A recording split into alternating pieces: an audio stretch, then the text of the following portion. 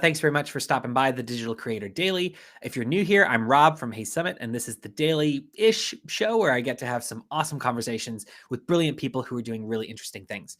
We talk about the creator mindset, staying authentic, assembling your toolkit, exploring platforms, and more. It's a pretty relaxed show about and for creators, thought leaders, and independent entrepreneurs. And just a reminder, regardless of how you're tuning in, whether it's live as we're chatting right now or on the podcast later on, a conversation is best when it's shared. So however you are tuning in, please feel free to jump in with your thoughts, questions, your perspectives. And thanks very much for spending a bit of time with us. I'm really happy to welcome Angela Bryant to the show. Angela is the founder of Angel Rated, an independent review site where you can add and read reviews of all the courses, coaches, and tools you've used to build your online businesses. Her mission is to help female online business owners find the perfect person, program, or platform for the next stage of their business growth. She created Angel Rated to help others cut through the hype of affiliate reviews and posh testimonials. Would love to dig into that. And to prevent them from wasting time and money on unsuitable products. So a bunch to talk about, Angela, but thank you so much for taking the time to spend with me today. You're very welcome. It's great to be here. So first off, I guess before we get into Angel Rated and also some of the other initiatives that you've started, a little bit more about your background. You've come from the corporate environment, and you have a corporate background, and then you decided to start your own thing. Can you walk me through, like, how did that happen? How did you decide? I have this corporate gig. I want to pivot. I want to change. What was that like? And walk me through the kind of stages of, I wouldn't say stages of grief, but like stages of change before you kind of decided, you know what, I want to kind of walk my own path rather than staying in a corporate one. I think stages of grief is probably a really good good way of describing it, actually. So yeah, I did probably 20 years of corporate work, various different high-level, senior executive type roles. And I think I just got to the point, I was heading for my 40th birthday, actually, and was just completely burnt out. I was doing that corporate thing. I was eating 3 meals a day on the run, on my commute at my desk, doing a really long commute, sort of round journey, about 3.5 hours every day. I was working with very, young, bright, passionate people who wanted to work all hours, and I was doing the same, and a really stressful situation. And I just got to the point where I couldn't do it anymore. And I thought I didn't want to get to my 40th birthday and still be going, am I doing the right thing? Is this really what I want to be doing with my life? So I decided to take 6 months off, and just to refine myself, reconnect, and figure out what I really wanted to be when I grew up. And I just stumbled actually into the online business world. I had no idea it existed, and my mind was pretty blown. It was that, like, wow, there is a whole millions of people out there doing their own thing, working for themselves, working online, working with clients all around the world. And yeah, I was just really, really impressed by what I saw and just couldn't wait to get involved in it. So you kind of stumbled onto this space. What kind of made you think, I can do this? How did you find where you fit into that space that you discovered? I think I just kept trying different things, actually, until I found the thing that worked. So I trained as a health coach to start with, because I was really interested in health and wellness. And I started off trying to do that. But then I realized actually all my corporate skills were really, really valuable and useful. So everything I'd learned, I could sort of bring with me and use that to support other people who are working online. I just kept trying to dive into different things. And I was actually building sort of an online business around sort of tech integration and helping getting all your systems up and running and your launch happening and everything talking to each other. And I was doing that. I was also doing some health coaching. I was just sort of, sticking a toe in, trying different things and just seeing which ones worked, which ones felt more comfortable, and which ones, worked with my lifestyle and my skills. So yeah, it was just a bit of a suck it and see, and, actually having to try it to know what's right and to know what works. And obviously that whole, suck it and see approach, that's very, maybe in retrospect, sounds really fun, really, really enjoyable. Oh, it's like every day is a new adventure.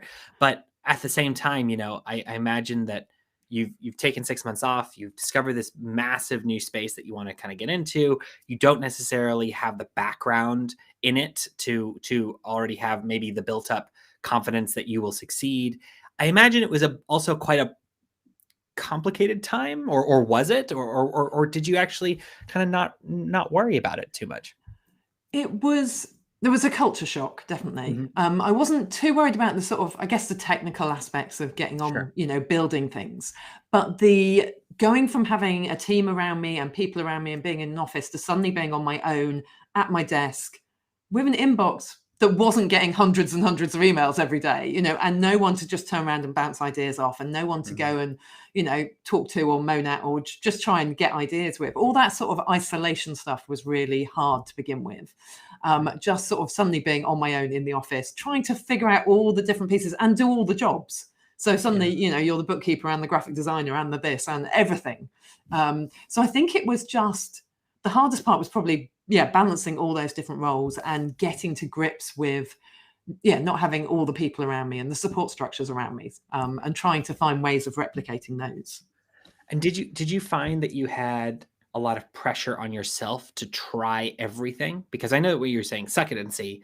We'll try a little bit of this, see if it was working, try a little bit of that. But there's also, at least I find, that a lot of kind of creators and independent entrepreneurs, they have this immense FOMO for anything that they're not doing at that stage. So whether it's, if you're on social media, you have to be on all the social medias. You're going to create a course because that's the big thing. So go off and create a course. And there's this sense that maybe you're missing out on something. Therefore, whatever it is that you're working on is not going to work. And so then you take the focus off the thing that you're working on because you don't think it's going to work, and then it ends up not working. So how did you navigate that whole world? Did you find that maybe your personality, your approach made it a little bit easier to navigate than others, or did you run into those kind of issues as well? I definitely ran into those issues, and it's that there's always something new coming up. There's always the next big idea. You have to do webinars, you have to do courses, you have to do, challenges, whatever it is. There's always that next idea that everyone's suddenly doing. And I think there is some aspects of that where you need to start trying some of those things just actually to see whether you enjoy them and whether they're going to work for you and your business. But there's also that counter to that of having to stay in your own lane and do the thing that you're trying to build and keep it working. So I think, I like to know everything, and I like to have all the information. So I do like to try different things and sort of learn all the new things that are going on out there and do all the courses and, listen to what people are learning and what's working for them. But I think it's then having that confidence in what you're doing so that you don't then apply it all to your business. You pick and choose the things that are actually going to be useful to you rather than just trying to do everything, which is impossible. Are there some examples of you building that confidence? Like, are there things that you found that you tried that just didn't work and that maybe gave you more confidence to try other things? I mean, for me, I think it was more about the sort of the type of work than it was about how to deliver it. So especially something like the health coaching, I quite quickly realized that I wasn't enjoying doing one-to-one coaching, which is, I started doing that, and I really struggled, especially as I wanted to have quite a flexible, independent life. I was really struggling with that idea of having clients in the diary every single week and just, having that. I think I'd gone from such a structured corporate straitjacket, and this was all about me finding something that was a bit more flexible and a bit more creative and a bit more, bit more leeway in my diary. And suddenly having something that it was in there all the time I sort of railed against it to begin with. So I think it was more about the type of work and the sort of what I actually wanted to be working on and offering were the things rather than the how to go about it. And how did you balance the, trying something new from a almost business approach to being able to market that thing? It's kind of one thing to say, I, want to kind of get into health coaching and see one-to-one clients. That it's another thing to then say, so how am I going to find new ones? Am I going to look at referral marketing? Am I going to go off and build a course? Like, did you, it sounded like you were both experimenting with different just things you wanted to do. but that also opens up a whole host of different areas of how are you going to get people to buy the thing or use the thing or be part of the thing. Did you go through, did you find that to be a challenge, or did you just see that as part of the process? It is a challenge, and it still is, because I still try and do too many different things, because I just have, I'm excited and I like new things and I like building and creating new things, especially when I see gaps in the market for something. But I think the hardest thing is if you're trying to do it all under, I guess, different brands. So I had different websites, they're different audiences. You're trying to do too many different things at once, and you definitely lose that focus. It becomes very scattergun. And at the time, I wasn't into a good enough routine to be able to compartmentalize into different businesses. So I was trying to just do a bit of everything all at once, and it was very scattergun. But luckily, I was in some really great communities based on various courses that I'd taken, and those communities were a great source of clients. So in terms of marketing, it was a lot of it was sort of getting out there and getting your name out there and just doing work for a few people and then being recommended and moving on from that point of view, rather than actually going out there and trying to do the promotion cold to, the more traditional marketing. Yeah. And so, I mean, I think the way that you're describing it is, kind of, well, I'm doing this and then that led to that and that led to that. And it sounds almost like very, I don't know, not matter of fact, but like, very straightforward, even though I imagine that this was a lot of different roundabout ways of figuring it out. How, a lot of people talk about, especially when they're going from a corporate environment into starting their own thing, that it's quite a lonely experience. And I know that you chatted about communities that you joined. And I think a lot of people really do find joining communities helpful. But when you are the boss, and maybe in the early days, that is you being the accountant and the designer and all that kind of stuff. But then when you are putting yourself out there, everything is you. And so that means if someone says no, they don't want to work with you, it's very hard not to take that as, I think you're no good, therefore, you stink, I don't want to work with you, versus you're not the right fit for the problem that I have right now. How did you handle that? How did you approach that kind of I don't want to say pressure, but like maybe potential for you to get in your own head that I think a lot of entrepreneurs face? I think coupled with everything you've just described there, I also had that real fear of visibility, that sort of real fear of putting my head above the parapet and say, this is what I'm now doing, because it was so different to what I'd done in the past. So it was that real, there's a book called Rocket Fuel, which is all about the visionary and then the integrator being the sort of person behind the scenes who loves doing all that. When I read that book and suddenly realized that I was the integrator, and I was sort of trying to force myself to be the visionary, the person at the front going, look at me, I'm doing this thing, come and, play with me and do, whatever. And it really helped me understand that actually, especially when you're starting a business, you almost need to do both of those roles, but you might be more comfortable in one or the other. So I was definitely more comfortable in that sort of behind the scenes processes, systems, all that side of thing. And it's only more recently that I've actually got more comfortable doing a bit more of the front and center. This is my business, being visible, getting out there, talking to people. So that was definitely something I found really hard at the beginning. But again, I think some of that stuff about rejection really comes back again. It's almost that, who do you have surround you when you get that support structure, and are they the sort of people that will lift you up and go, well, that person wasn't right for you, it's not because you're no good, it's because it wasn't an alignment for some reason. And it's knowing that not everyone's going to be your client, and you're not going to be right for everyone, and really not taking that to heart. It was really important, a good lesson to learn early on, definitely. Cool. Well, so shifting gears a little bit, I kind of would love to hear the story behind Angel Rated, because when you kind of see it, I don't know, it seems like there is very much a story that must be behind it, in terms of how it came about. So I'd love to kind of hear a little bit about what went into developing the business, and maybe why you took the specific approach to reviews and testimonials. So I was building my health coaching business. I was doing something that at the time was called the Detail Queen, which was this sort of more back-end work.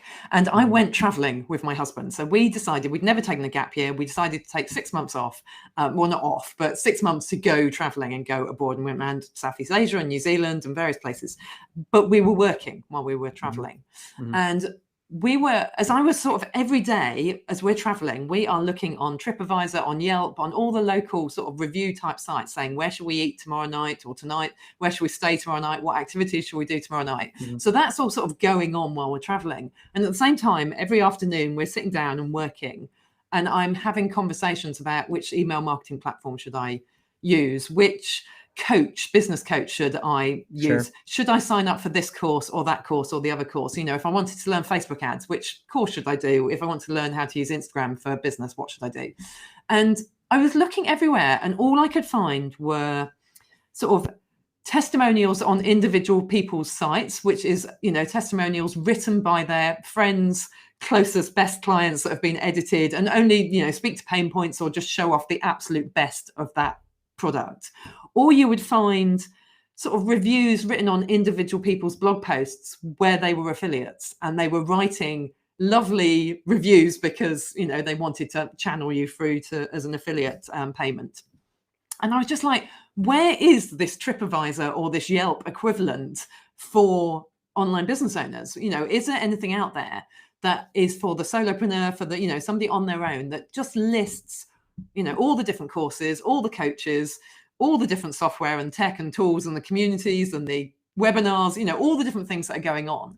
Is there anywhere that has that in one place where you can write those independent reviews and just see multiple reviews in one place, like you would if you were choosing a restaurant, you know, or a hotel, or literally anything else in the world at the moment? And it really felt like I couldn't find it. There are some for sort of more the techie tools, but aimed at sort of bigger businesses. But there was nothing. And it feels like every other industry has gone through a sort of growing phase where some sort of review sites pop up. So if you're a plumber, a hairdresser, you know, a cafe, Amazon, you know, everything, you can now go and check on some sort of review site before you buy it. And in the online business world, we just don't do that.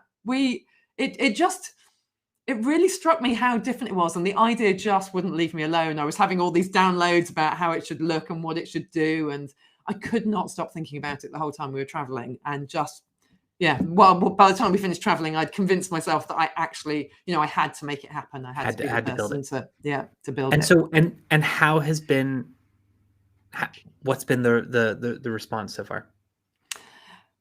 People, when I explain it, when you say like the TripAdvisor for online business, or Yelp works better in the US because they don't really have TripAdvisor in the same way, but you talk about it and they go, oh yeah, oh yes, that doesn't exist, does it? You know, and it makes people realize that we rely really, really heavily on these testimonials. We take them as being reviews when they're not really. You know, they're owned by the business owner, and they're crafted and they're made to be really positive and, you know, talk to these common objections and all these things. But there isn't anywhere, if you're an online business, where you've got that equivalent of those reviews, the things that really are independent and they're held by a third party and they can't be edited, and, you know, they can have a response, but people can share their experience, and whether it's good or bad or indifferent, and you get that much richer feel for who that product or service is for and who it's going to be ideal for. And when people realize that, they sort of have this aha moment of going, A, it doesn't exist, and B, testimonials and reviews are really different things, and actually we need both. I mean, reviews are really good at almost driving warm leads to your website, because, you know, they might compare 5 different courses on how to create your first website, and then, you know, they think, oh, this one's got some good reviews, I'll go through, so they're interested in buying.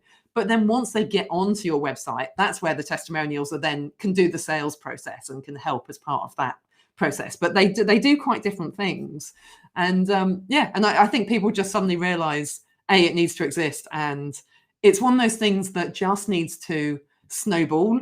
And the more people use it and the more things are on there and more reviews are on there, the more useful it will be. And so it's got that sort of community where it needs to grow and grow to help it become a really, really useful tool.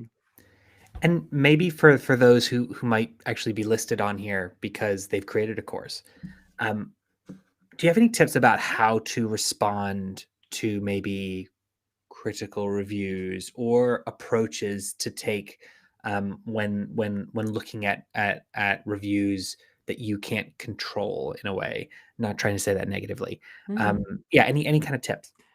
So I mean, people are concerned sometimes about having something that they can't control, obviously. And for me, I think it shows almost a lack of belief in in what you've created.